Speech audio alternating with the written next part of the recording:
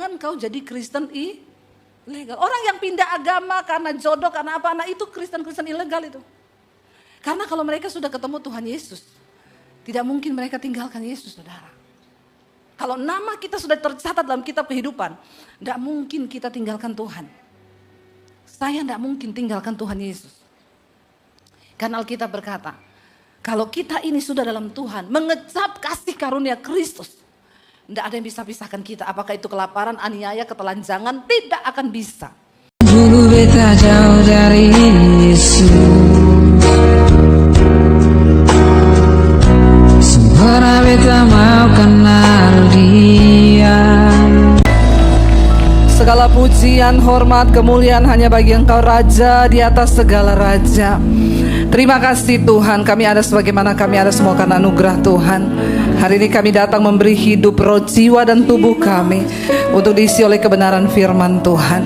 Karena firman Tuhan sanggup mengubah hidup kami. Urapi hamba-Mu yang tidak ada apa-apanya, urapi setiap kami. Di dalam nama Tuhan Yesus, yang percaya Tuhan di tengah kita, memberkati kita. Katakan bersama, amin. Tepuk tangan sorak-sorai buat Tuhan Yesus. Silakan duduk. Bapak Ibu, shalom. Apa kabarnya hari ini? Luar biasa, karena kita punya Tuhan yang hari ini kita merayakan hari kenaikan Tuhan Yesus ke surga. Kita patut bersyukur karena kita punya Tuhan yang naik ke surga, saudara. Ya, dan kayaknya hanya Tuhan Yesus lah, Tuhan yang naik ke surga dan Dia pernah datang ke bumi. Dan kita bersyukur, harus bersyukur, ya, karena kita memilih Tuhan Yesus. Dia bukan hanya lahir, Tuhan Yesus datang ke dunia, lahir, saudara. Dan ketika Dia lahir, Dia selama 3 tahun melayani, mengajar, memberikan pengajaran bagaimana manusia itu bisa sampai, ya, kepada tujuan Tuhan di dunia ini. Karena itu ada Injil, ya, Matius, Markus, Lukas, ya, Yohanes, ya, ditulis. Siapa yang sudah baca Injil, semua pengajaran Tuhan Yesus? Saudara baca enggak? Ya, udah selesai berapa kali baca? Bertobat, ya. Jadi Kristen udah puluhan tahun enggak baca Injil. Kayak gitu itu orang Kristen, saudara. Ya, enggak pernah baca Alkitab, tapi mau hidup kata malaikat pret. Ya. Yesus ada di bumi 3 tahun mengajar, memberitahu jalan keselamatan, jalan kebenaran. Makanya kalau kita pengen hidupnya benar-benar dalam perkenanan Tuhan, ya kita baca ajarannya Tuhan Yesus. Ketika Yesus 3 tahun Dia mengajar di bumi, Alkitab berkata Dia mati. Yesus lahir, mengajar, menunjukkan jalan kebenaran, lalu Dia mati, saudara. Ketika Yesus mati, dulu saya berpikir orang Kristen tuh goblok, ya, percaya sama Tuhan yang mati. Kalau Dia Tuhan, kenapa Dia mati? Setelah saya baca Alkitab, saya jadi hamba Tuhan, saya baru tahu ternyata memang Yesus datang untuk mati. Karena hukum Taurat gak bisa dibatalkan. Nyawa harus diganti dengan nyawa, darah harus diganti dengan darah. Tetapi kalau hanya persembahan korban anak lembu, sapi, kambing yang dipersembahkan untuk menutupi dosa manusia, maka tidak akan sanggup. Lalu Yesus datang dengan sebuah tujuan, Dia akan datang untuk mati. Selama Dia masih hidup, Dia kasih tahu ke murid-muridnya. Bahkan Petrus, Dia bilang, Petrus, nanti aku akan diserahkan, dibunuh. Petrus marah. Siapa yang berani bunuh kau? Berhadapan dengan aku. Ketika datang tantangan, Petrus yang duluan menyangkal Yesus. Sampai akhirnya Yesus harus disalib. Tidak ada alasan yang cukup untuk orang-orang Yahudi ahli Taurat menyalibkan Yesus. Karena pada waktu itu orang yang disalib, orang yang terkutuk, orang yang melakukan dosa, pembunuh, pesina, pencuri, itu yang harus disalib. Zaman dulu memang hukuman mati adalah salib. Belum ada kursi listrik, belum ada pistol. Yang ada itu salib. Dan para penjahat dihukum itu dicara dengan digantung di kayu salib. Mereka tidak mendapat alasan yang cukup untuk menyalibkan Tuhan Yesus. Cuma satu alasannya, karena ucapan Yesus yang dianggap dia menghujat Allah. Apa ucapan Yesus itu? Yesus bilang, aku akan merobohkan bait Allah dan akan membangunnya kembali dalam waktu 3 hari. Bait Allah adalah sebuah bangunan yang sakral. Bagi orang Yahudi itu tempat mereka ketemu Tuhan. Dari berbagai penjuru dunia datang ke Yerusalem untuk mempersembahkan korban. Setahun sekali imam besar masuk ke ruang maha kudus di bait Allah untuk mempercikan darah anak domba itu. Jadi saudara bisa bayangkan, kalau Yesus nggak mati sampai hari ini semua orang untuk minta pengampunan dosa dari Tuhan harus datang ke Yerusalem. Kenapa Yesus harus mati? Dan dia bilang, aku akan robohkan bait Allah itu dalam waktu 3 hari, aku akan membangunnya kembali. Orang Yahudi tidak mengerti apa maksud kata-kata Yesus. Dan mereka menganggap Yesus menghujat Allah, dan karena itu dia disalib. Tapi memang itu hanya sebuah cara. Dan ketika Yesus disalib jam 3 sore dikatakan, tabir bait Allah itu terbelah menjadi 2, roboh, yang memisahkan antara ruang kudus dan ruang maha kudus, di mana orang tidak bisa masuk ke sana kecuali imam besar setahun sekali untuk meminta pengampunan dosa bagi umat. Dan imam pun kalau tidak kudus dia mati di ruang maha kudus. Yesus harus mati supaya ada pendamaian antara kita dengan Tuhan. Nyawa harus diganti dengan nyawa. Makanya Yesus disebut anak domba Allah. Sampai di sini mengerti adik-adik sekolah minggu?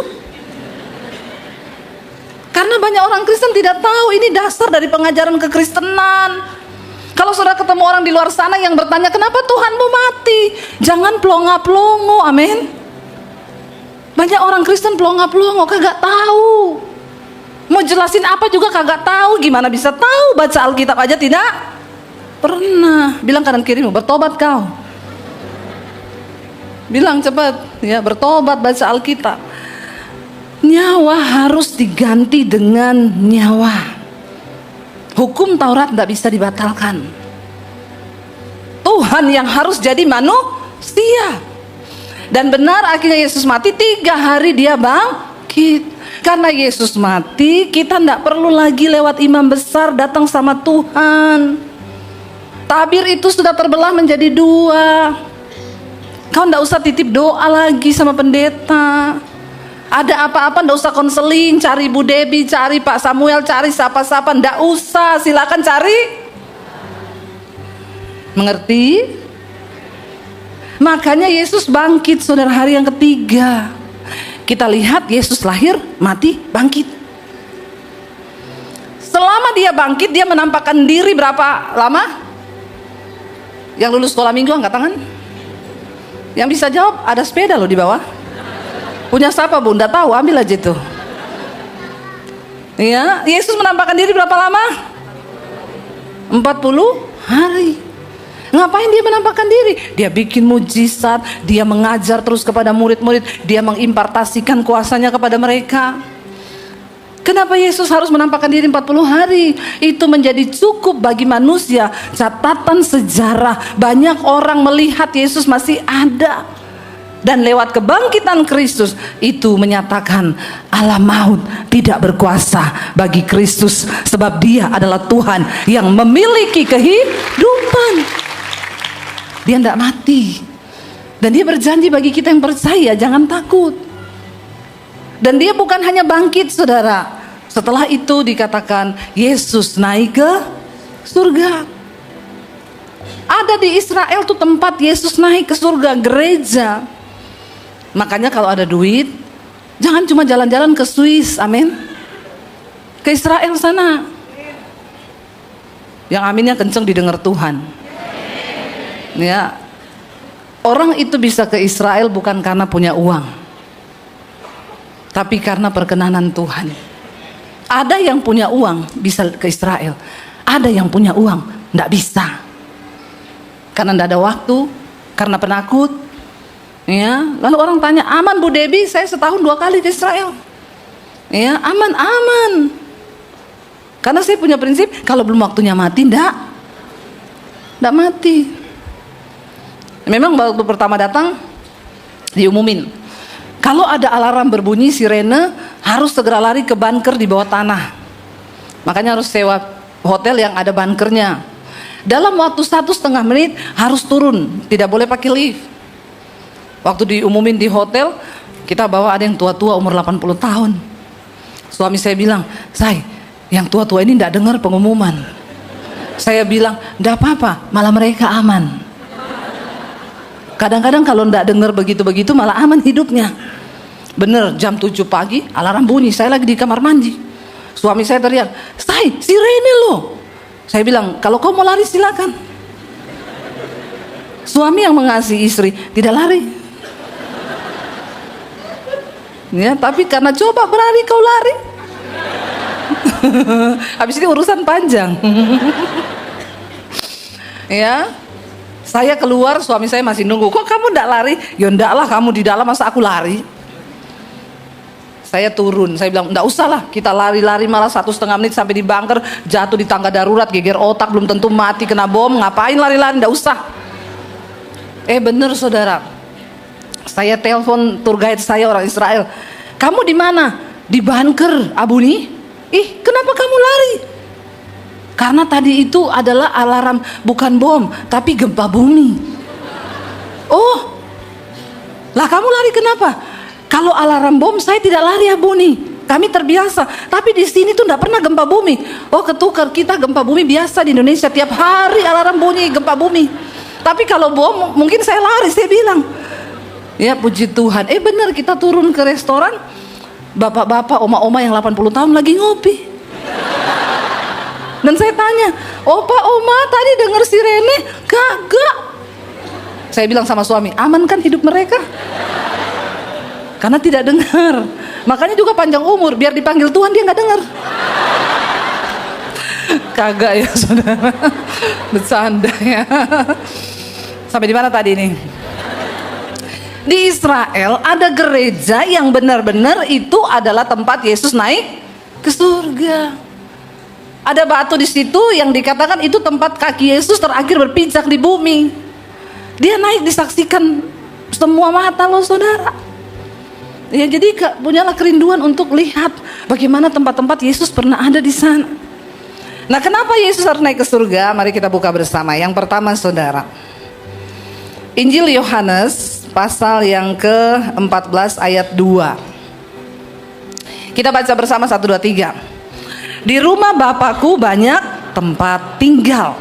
Ya, jika tidak demikian, tentu aku mengatakannya kepadamu. Sebab aku pergi ke situ untuk menyediakan tempat bagimu." Saudara, yang pertama kenapa Yesus naik ke surga? Untuk menyediakan tempat bagi saudara dan saya. Hanya orang yang pernah datang dari surga yang bisa menunjukkan tempat di surga. Kalau orang belum pernah ke surga, ya dia nggak mungkin kasih tahu tempat ke surga. Kayak suami saya, kita di Semarang ditanya orang, "Pak, kuliner yang enak di sini apa ya?" Suami saya dengan lantang berkata, "Ada nasi goreng babat." Saya senggol suami saya, "Emang kau pernah makan?" "Belum." "Kenapa kau bisa bilang enak?" Kata orang sih, "Ya kau jangan bilang begitu kalau kau sendiri belum pernah makan." Ya itu namanya saksi dusta. Bener, orang tanya, "Bapak udah sering makan situ ya?" "Belum." Wah, nggak bisa terpercaya nih kalau begini. Hanya orang yang datang dari surga yang bisa menunjukkan jalan ke surga. Tuhan Yesus datang dari surga. Bilang kanan kirimu, bersyukur kau memilih percaya kepada Tuhan Yesus. Karena dia datang dari surga dan dia yang sanggup menunjukkan jalan ke surga. Tuhan Yesus bilang di rumah Bapakku itu banyak tempat. Jadi saudara, kalau kita di bumi nggak punya rumah, nggak apa-apa, nggak usah bersedih, amin. Karena di surga banyak. Haleluya ya. Masih ada kata penghiburan toh. Ya, di surga banyak tempat. Dan Yesus satu-satunya orang yang menjamin bahwa umatnya yang sungguh-sungguh percaya dan mengasihi dia akan mendapat tempat di surga. Nggak ada yang lain yang menjamin begitu. Karena itu kita tidak perlu takut mati. Amin. Ya, karena kalau kita mati, Tuhan jamin kita tinggal di surga bersama-sama dengan Dia.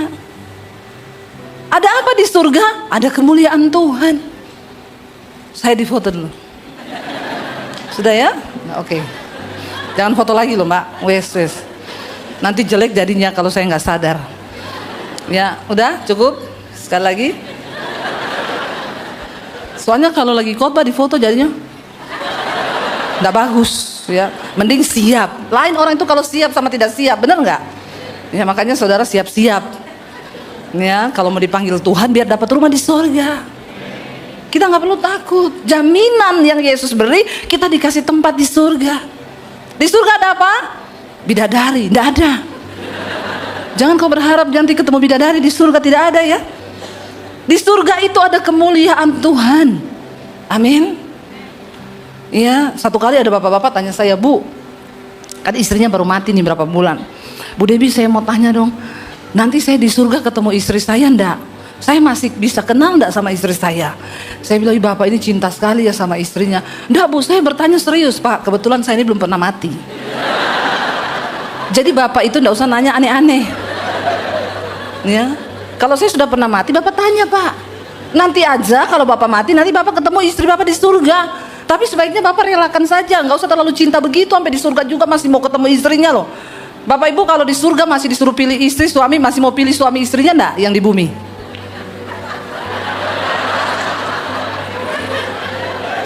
Kok tertawa ya? Terlihat aroma-aroma penyesalanmu. Kesenjangan rohani. Ya. Dia bilang begini, saya bilang, Bapak jangan terlalu cinta sama istri, relakan, istrimu udah dipanggil Tuhan, dia sudah senang di sana. Bukan gitu Bu Debbie, masalahnya aku ini mau kawin lagi. Terus saya takut nanti di surga istri lamaku dan istri baru ketemu, mereka nanti berantem. Ini Bapak duniawi sekali ya. Saya bilang gini Pak, kalau Bapak saran saya sih, Bapak juga kan udah tua, mending Bapak nggak usah kawin lagi Pak. Oh enggak apa-apa Bu, masih ada yang seneng. Dia kawin lagi saudara, baru kawin berapa bulan, meninggal dia. Bapak itu, mungkin istrinya tahu dan dipanggil cepat-cepat sama istrinya. Kok macam-macam kau mau nikah lagi ya? Beneran dia meninggal. Sampai istri barunya nangis di peti gini, Pak kita nih belum sempat berantem loh, kau sudah mati. Apa saya bilang kan, mending dulu dengerin saya ngomong. Tapi kita nanti dijanjikan surga. Di surganya kita itu ada apa? Ada kemuliaan Tuhan. Alkitab bilang di sana tidak ada lagi air mata. Ya, tidak ada tangisan. Yang ada damai sejahtera sukacita. Saudara merasakan nggak saudara? Ya, bayangkan yang manusia butuhkan di dunia ini sebenarnya damai sejahtera, sukacita. Biar orang mau kaya bagaimanapun, kalau nggak ada damai, nggak ada sukacita kan buat apa? Baru kita ngobrol di ruang pembicara tadi, ya lagi ngobrol soal kesehatan, ya bapaknya bilang, iya saya ini udah pasang ring loh. Dia bilang saya ring 1 loh Bu, wih deket dong sama presiden ya. Enggak Bu, ring jantung. Oh kirain ring apa gitu ya, ceritanya kok ya ring-ring gitu. Cerita sama suami saya, terus dia bilang, suami saya tanya, itu kenapa Pak bisa penyumbatan di jantung? Karena makanan Pak. Terus sekarang saya jaga makan. Terus saya bilang, lah iya toh Pak, orang miskin mau makan tidak bisa, orang kaya mau makan tidak bisa juga. Sesungguhnya apa sih hidup ini? Ya, keadilan sosial itu kan sama-sama toh. Miskin tidak bisa makan karena tidak bisa beli, kaya tidak bisa makan juga. Ingat-ingat ring 1. Terus saya bilang gini, tapi Pak kayaknya lebih enak orang miskin. Kenapa? Orang miskin begitu dia dapat makan, dia tuh makan lahap sukacita. Kenapa? Enak banget. Tapi orang kaya makan dengan penyesalan. Makan sambil ingat, ring 2 habis ini. Tertekan nggak saudara? Jadi sesungguhnya hidup ini apa ya? Tapi jangan takut mati. Kalau sudah waktunya mati, percaya Tuhan bilang Dia menyediakan tempat. Yang kedua, kenapa Yesus naik ke surga?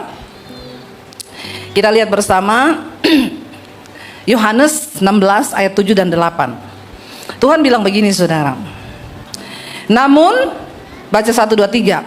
Namun benar yang kukatakan ini kepadamu adalah lebih berguna bagi kamu jika aku pergi. Sebab jika aku tidak pergi, penghibur itu tidak akan datang kepadamu. Tetapi jika aku pergi, aku akan mengutus dia kepadamu.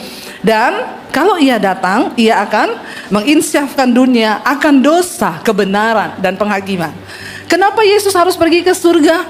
Supaya dia mengirim Roh Kudus buat kita. Karena kalau Yesus cuma ada di dunia saja, bayangkan cuma orang-orang yang ada di Israel sana yang bisa ketemu dia, yang bisa merasakan hadiratnya. Tapi kalau Yesus pergi, dia kirim rohnya, Roh Kudus.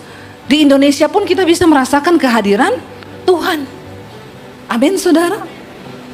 Dikatakan begini, tetapi kalau aku pergi, ya lebih baik bagi kamu kalau aku pergi. Sebab jika aku pergi, penghibur itu akan datang kepada kita. Roh Kudus disebutkan sebagai roh Kenapa saudara? Karena Tuhan tahu yang paling dibutuhkan manusia di dunia ini itu adalah hiburan. Amin apa amin?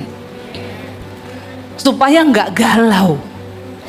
Makanya banyak orang pergi healing untuk cari hiburan. Tapi kalau engkau punya Roh Kudus, dimanapun kita bisa healing. Karena Roh Kudus itu roh penghibur. Saya bingung kalau ada anak muda dugem, ya kenapa cari hiburan? Berarti kau belum hidup di dalam Tuhan. Tidak ada Roh Kudus di hidupmu. Yang ada roh kuda liar. Makanya dugem gini-gini saudara. Ya, karena roh kuda liar itu. Saya serius bicara anak muda. Ya, tinggalkan semua hidup keduniawian yang seperti itu. Apalagi gajimu cuma 4 juta terus kau dugem-dugem lagi. Pakai akal budimu, amin. Mau diambil gaji juga udah kepotong kasbon 1,5 juta. Di Jakarta, bukan di sini. Di Jakarta banyak anak-anak muda yang gajinya 4 juta, gaya-gayaan dugem saudara. Saya tuh bingung ya, ini orang-orang bodoh yang gak pakai akal budi. Jangan begitu. Kalau ditanya tobat, kapan tobat? Nanti aja. Jika tidak hari ini, mungkin. Jika tidak minggu ini, mungkin. Jika tidak bulan ini, mungkin. Kalau belum mati kau. Ya, jangan tunda pertobatan. Tuhan bilang kalau hari ini kau dengar suaranya, ayo bertobat. Supaya kita layak untuk menempati surga yang mulia itu. Karena Tuhan sudah sediakan tempat dan Roh Kudus itu dikirim sebagai penghibur. Kalau ada masalah, berdoa. Bilang Roh Kudus, hibur aku Roh Kudus. Saya waktu divonis sakit, saya berapa waktu lalu operasi ya batu ginjal saudara. Dokter bilang, ibu ginjal ibu sebelah kiri mengecil 3 cm. Waduh, dengar begitu ya. Galau saya, karena pendeta juga manusia, punya rasa, punya hati. Jangan samakan dengan pisau belati. Saya galau saudara. Saya murung, saya tertekan. Aduh, ginjal mengecil 3 cm itu, aduh Tuhannya bagaimana ya. Tiba-tiba ada suara di hati gini, ngapain kamu bersedih terus? Kamu bersedih juga tidak memperbaiki keadaanmu. Lebih baik kamu bersuka cita. Percaya bahwa mati sekalipun itu adalah keuntungan bagimu. Tiba-tiba iman saya bangkit. Oh iya Tuhan, ya ngapain saya pusing? Saya mati juga keuntungan kok. Kalau belum waktunya mati, tidak mati. Tapi kalau sudah waktunya, saya ketemu Tuhan kok. Amin. Itu namanya Roh Kudus penghibur.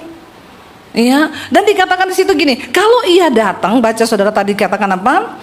Ia akan menginsyafkan dunia ini akan dosa, kebenaran dan penghakiman.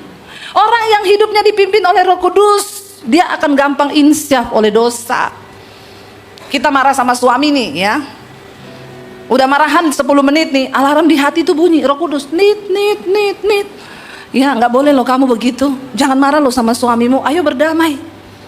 Ya, lalu hati kita tuh iya ya ngapain saya marah-marah, ampuni aku Tuhan. Ya, layani suami. Bapak-bapak juga begitu. Kalau ada Roh Kudus, kau sembunyikan uang dari istrimu, alarm bunyi, nit. Ya, jangan sembunyi tuh uangmu, kasih ke istrimu. Amin ibu-ibu. Langsung amin semuanya ya. Ya, iya saudara, kalau ada Roh Kudus kita itu nggak gampang marah, nggak gampang kecewa, nggak gampang kepahitan. Ya, saya waktu ditipu orang, uang saya dibawa 300 juta, saudara. Banyak nggak itu? Menurut saya sih banyak. Kalau menurut saudara itu sedikit sih ya beda cerita ya. Tapi menurut saya itu banyak, saudara. Saya marah, saya kecewa di hati itu tiap hari sampai nggak bisa doa. Tiba-tiba Roh Kudus menghibur. Daripada engkau menangisi yang hilang, lebih baik syukuri yang masih ada.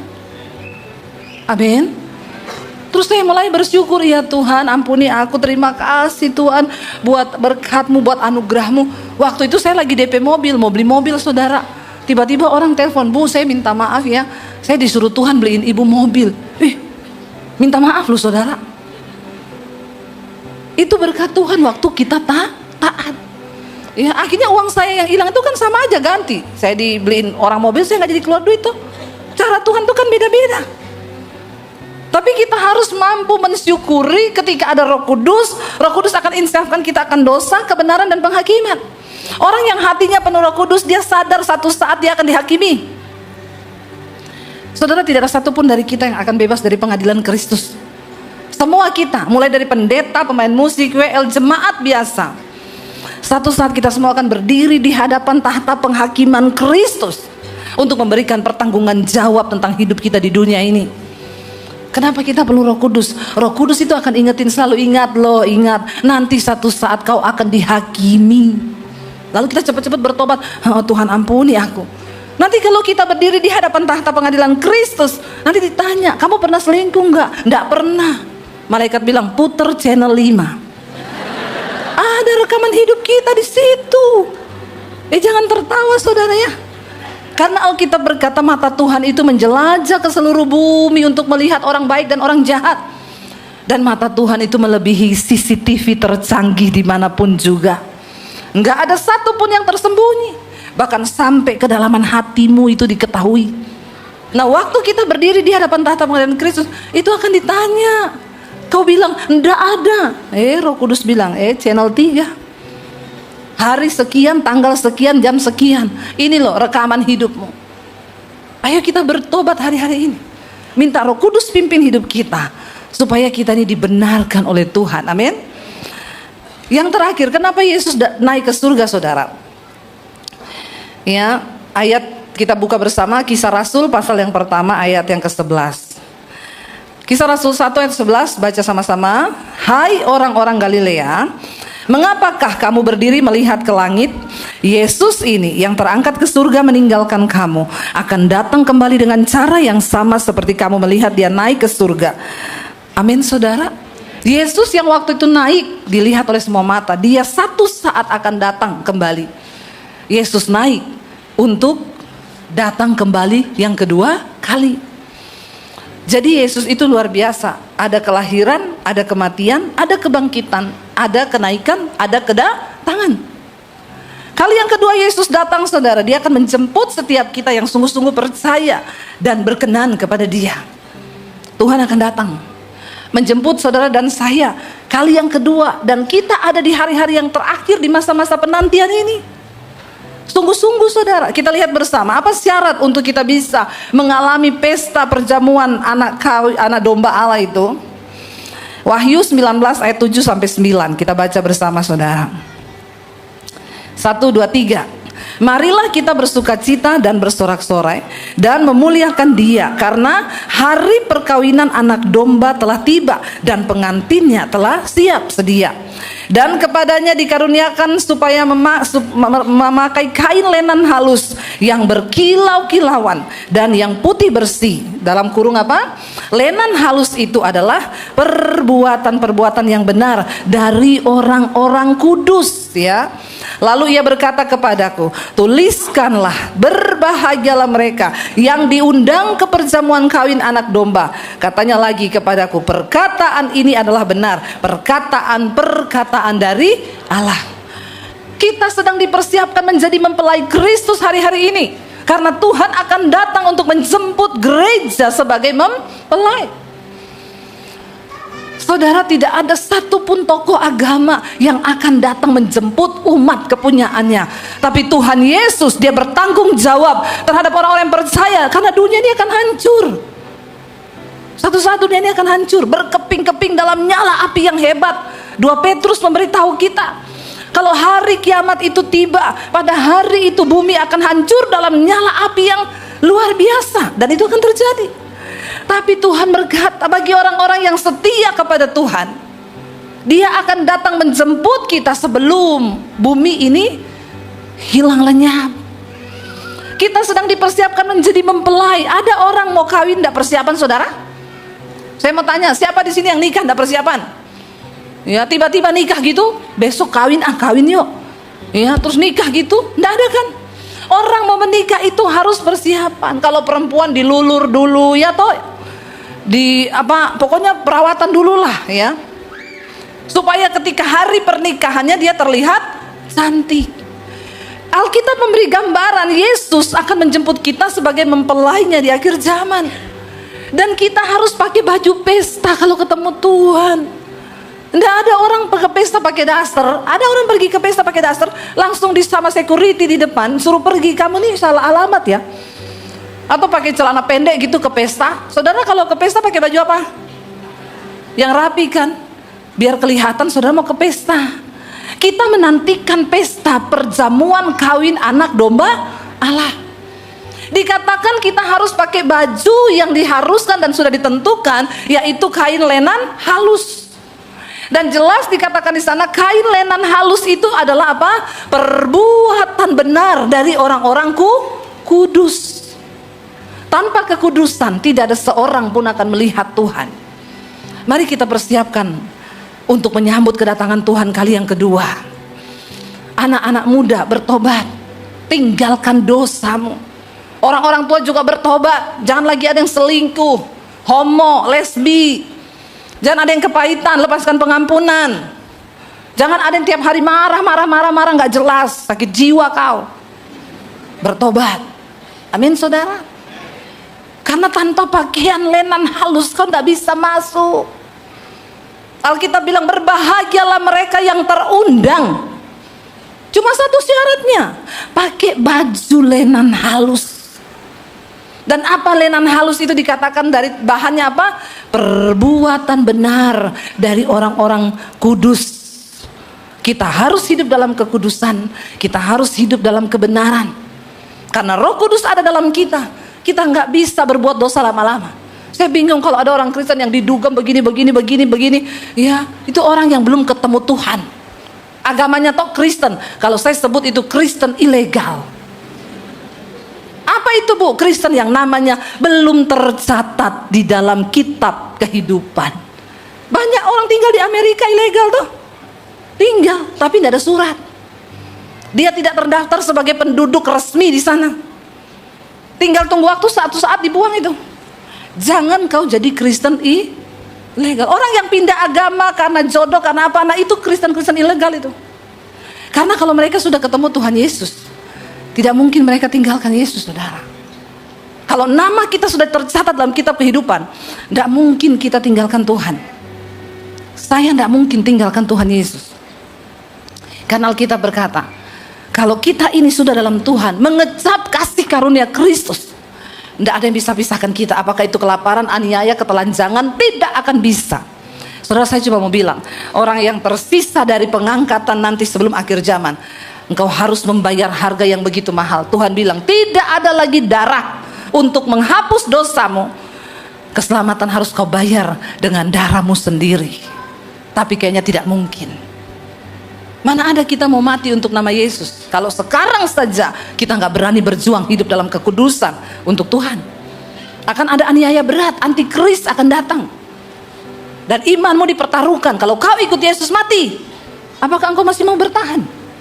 Makanya Tuhan bilang, ketika aku datang kali yang kedua, adakah iman akan aku dapati di bumi ini? Ayo bertahan saudara. Ayo hidup dalam kekudusan. Jangan bilang saya tidak pernah mengingatkan saudara. Waktu saya pelayanan di Sydney, saudara, saya harusnya besok terbang pelayanan di Melbourne, tapi nggak tahu jadwal berubah, akhirnya saya ke Adelaide. Tadinya saya juga malas. Saya bilang sama suami, aduh ke Adelaide nggak ada apa-apanya, kota yang sepi. Kita ini juga kan mau pelayanan sambil jalan-jalan toh. Tapi saya cuma bilang, ya wis ada rencana Tuhan lah. Waktu sampai di sana, saya ketemu ibu gembala. Ibu gembalanya bersaksi, Bu, saya ini hidup karena kasih karunia. Tadinya saya sakit kena cancer, dokter vonis umur saya bukan 1 bulan, tapi tinggal beberapa hari. Waktu akhirnya 7 orang profesor di rumah sakit sana panggil suaminya dan berkata, istrimu tidak akan lama, paling beberapa hari saja dia hidup, karena kansernya sudah menyebar, secara medis pasti mati. Suaminya bilang, nggak bisa di kemo, tidak ada guna pak, nggak akan bisa, tapi kami akan tetap operasi hanya untuk cari tahu ini jenis kansernya apa, tapi bukan untuk menyembuhkan loh. Buang jauh-jauh pikiran istrimu sembuh, lebih baik turuti apa yang dia mau, karena umurnya tinggal beberapa hari. Akhirnya dokter taruh dia di ruangan yang ruang isolasi untuk orang yang sudah mendekati kematian. Di luar negeri ada. Tiap hari dokter datang cuma tanya, yang mati yang mana sus? Dia bilang dia dengar nih dengan telinga tiap hari, yang itu udah mati belum? Yang itu udah mati belum? Termasuk dia ditanyain, suster dia bilang belum.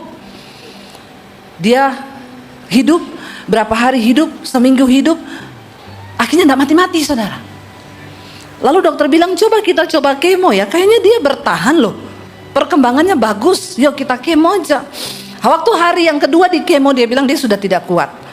Dia tinggal kulit ya, yang bungkus tulang, sudah kurus, hitam semuanya saudara. Hari yang kedua dia mengalami kesakitan dan lemes mual yang luar biasa. Dia panggil anaknya, dia bilang, izinkan mama kembali ke Tuhan. Kamu jangan tahan, jangan lagi berdoa untuk mama sembuh. Mama sudah tidak kuat, mama udah siap kok, mama lebih pilih mati nak, karena mama sudah gak kuat lagi menderita. Anaknya cuma nangis. Tiba-tiba saudara, antara sadar dan tidak, dia itu lihat ada bola itu mengguling ke dia. Bola itu kayak menyala dan bola itu cantik banget. Dia kejar bola itu, tibalah dia di satu taman. Dia bilang, ibu itu taman indah banget, saya sudah banyak lihat taman indah di dunia ini, tapi itu taman tidak seindah dari yang pernah saya lihat. Dan di situ saya damai banget, tidak ada sakit, pokoknya damai sejahtera. Waktu dia kejar bola itu, waktu dia mau ambil bola itu, saudara, berhenti di satu figur. Dia bilang, saya lihat ada jubah putih. Saya menoleh ke atas saudara, dan ternyata itu Tuhan Yesus bu, mukanya berkilauan. Saya tertegun ketika bola itu diambil sama Tuhan, dan Tuhan bilang begini, belum waktunya kamu ada di sini, kamu harus pulang ke dunia. Dan dia menangis, dia bilang, Tuhan please jangan suruh aku pulang, aku pengen di sini aja Tuhan, indah banget, damai banget hidupku di sini. Semua orang yang pernah mati dan ketemu Tuhan, kesaksiannya disuruh pulang tidak mau. Yang saya bingung, orang-orang di dunia masih betah semua di dunia. Padahal mati itu untung, benar firman Tuhan bilang, karena saya mendengar kesaksian orang-orang yang pernah mati, suruh pulang tidak mau loh. Tapi yang matinya benar. Dia bilang, sampai air mata saya bercucuran bu, karena saya tidak mau pulang. Tapi Tuhan bilang, kamu harus pulang. Sampaikan satu pesan kepada umatku. Cuma satu dia bilang, yang Tuhan bilang apa? Sampaikan kepada umatku, aku akan segera datang untuk menjemput umatku. Persiapkan diri. Dia bilang gini sama saya, bu, selama ini kan kita sering dengar orang bilang Tuhan mau datang, tapi saya dengar sendiri dari Tuhan Yesus ngomong begitu, saya bergetar bu di hati.